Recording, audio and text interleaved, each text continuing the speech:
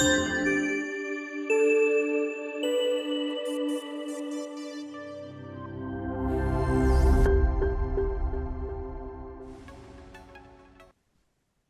I'm Angela Kelly Smith, but call me Kelly, please. Something that I'm strangely passionate about is creating systems. I say strangely because for the longest time, I hated the idea of systems. I was like, I know what I'm doing. Why do I need some kind of structure or standard operating procedure for my podcasts? Wow, was I wrong. That's why I'm thrilled to be talking to you today about why you need to systematize your podcast and how to do it. My goal today is to convince you why you need systems for your podcast and to teach you how to create a standard operating procedure for your podcast. So, what convinced me that I needed systems for my podcasts? First is from a really practical perspective. There have been times over the years that I forgot to put the audio player on my episode blog post on my website. You'd think I would have learned better after the first or certainly the second time, but no, I used to hate systems that much. So it was probably after the third time that I realized I needed a standard operating procedure. I just couldn't keep all the steps in my head anymore and rely on my memory to get everything done. Another thing that convinced me to put systems in place was the fact that I was already using a system to shop for groceries. I used to go to the grocery store with no list at all, and that never works well, as you understand. So then I made a list. That made sure I didn't forget anything, but I found myself running all over the store back and forth in a random order. So I finally put my list in order based on how I would be walking through my store. That way I didn't forget anything, and it meant I didn't have to crisscross the store and backtrack to find my items. The final thing that convinced me that I needed a system for my podcast was taking a shower. I know, hear me out. I get lots of creative ideas in the shower. A lot of us do. Here's why. We keep our shampoo in a set place, the conditioner in a set place, the soap in a set place. We don't have to think about where they are. We don't have to think about the order we do things in. For me, it's shampoo, conditioner, body, face. Same thing the next day. Shampoo, conditioner, body, face. I can do it with my eyes closed because everything is in its right place. Now, if someone moves anything or when I'm in a hotel room, everything changes. I have to think about what I'm doing. I may miss something. It takes me longer in the shower and I don't get any creative ideas. All right. So I may have just convinced you that you need a system or a structure for grocery shopping or showering. So let me tell you why you need a system for podcasting. There are three main reasons you need a system for your podcast. First, having a system helps to prevent you from forgetting any steps. Think about all the steps there are in creating a podcast episode. Research, creating an outline, inviting a guest, getting a bio and photo from the guest, recording, editing, uploading, creating cover art, putting the audio player on the episode blog post, and so much more. Second, having a system frees your brain to think more creatively. This is the shower effect. You can also think of this as the uniform effect. Steve Jobs and Albert Einstein wore the same thing every day. That meant they didn't have to waste any brain power on deciding what to wear. When you're trying to remember what steps to take in creating your podcast, you're wasting brain power that's better spent on being creative. So you can use that creativity on content creation, so the content of your episodes. You can be more creative in promoting your episodes and being more creative in your business. When our brains are fixated on the details of our podcast, we lose sight of the big picture of our podcast. Finally, having a system in place for your podcast can help prevent burnout and podfade. There are about 2.5 million podcasts right now, and less than 20% of those are currently active. And most podcasts are abandoned with fewer than 10 episodes, and that number is more like 7 episodes. This is what's known as podfade, when a podcaster unexpectedly quits their podcast. Now, a big reason for podfade is from burnout. People just start podcasting and realize that it's a lot tougher than they expected. They don't have a plan, they don't have a system, they get overwhelmed and they quit. So, having a system in place for your podcast is a key way to avoid burnout and podfade. Now, the two main systems to create for your podcast are a general standard operating procedure for creating each episode and a system for onboarding guests if you interview guests for your show.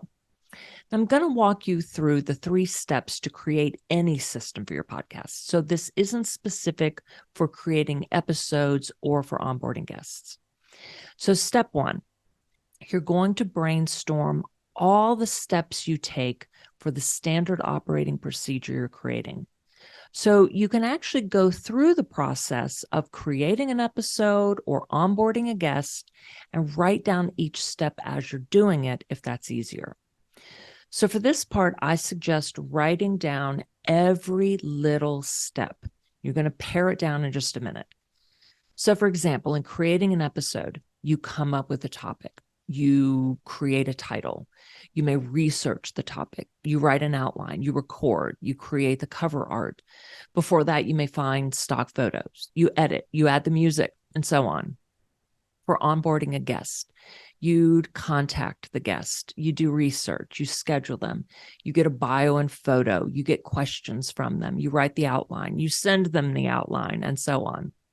Now, you don't want every tiny detail in your final standard operating procedure. That just gets too unwieldy. So you'll pare it down to the major items.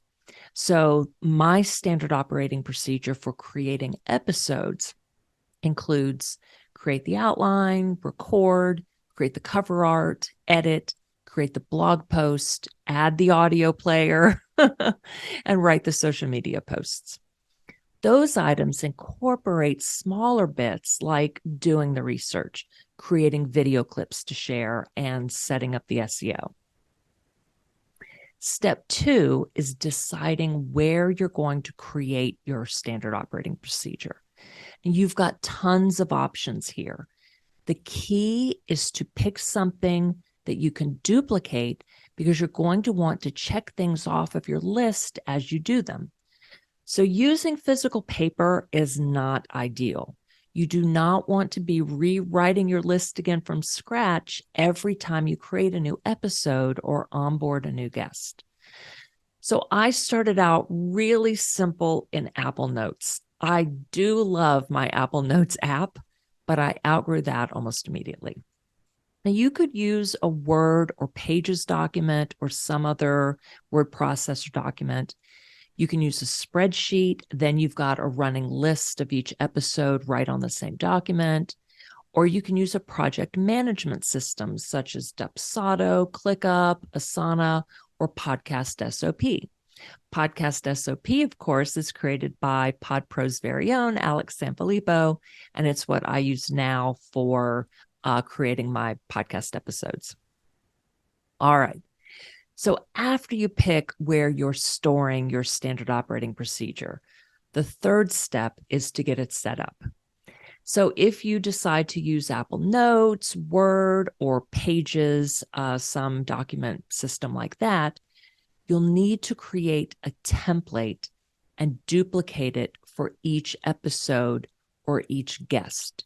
So you'll set up your standard operating procedure in that document, in the Apple Note or in the document, save it as a template, and for each episode or each guest, duplicate the note or duplicate the document so that you have each step in your standard operating procedure right there, because you want to check it off each step that you go through. So create the template and then duplicate it for each episode or each guest. If you're using a spreadsheet, you'll have your steps written out on the spreadsheet, and I would do that across in the columns. And then you add each episode or each guest to the spreadsheet down in each row. And that way you have all of your episodes or your guests on that one document. Now, if you decide to use a project management system, most of them will require you to create a template, and then you'll have to duplicate that template for each episode or each guest. And again, in that template, you write out each step of your standard operating procedure, whether it's for creating an episode or onboarding a guest. If you use Podcast SOP, there is nothing to duplicate. You create a template and you write each step of your standard operating procedure in it, and it saves it as a template. And then when you're going in to create a new episode and you want to follow your standard operating procedure, you select it, you click on it, and boom, it's there. And there's your standard operating procedure. So Podcast SOP is actually the simplest to use of all. And no, I'm not getting paid to say any of this. So if you're not sure which system to use for your SOP, try out a few before making a final decision. So like I mentioned earlier, I started with Apple Notes because I love it. I've used a spreadsheet and then moved on to Podcast SOP. Now for my guest onboarding system, I actually use HoneyBook and embedded an intake form right on a page on my website. So I send my guests a link to that. They fill out the form. They send me their photo and answer questions and put their bio, answer questions on my website. And then the system automatically sends them the scheduling link. So I get everything right like that. You could use Google Forms for that. You could also use a project management system for that.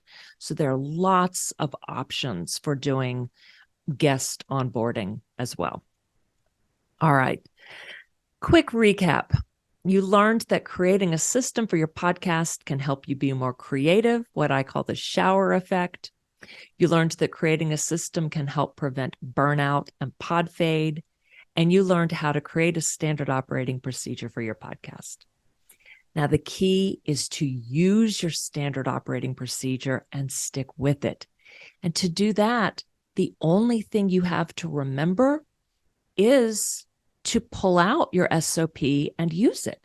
So when it's time to create an episode or onboard a guest, open up your SOP and follow it. All of your steps are right there, out of your head and in your system. So the one and only step to keep in your head is follow my SOP. If you've hated systems up to now, you may just fall in love with systems from now on.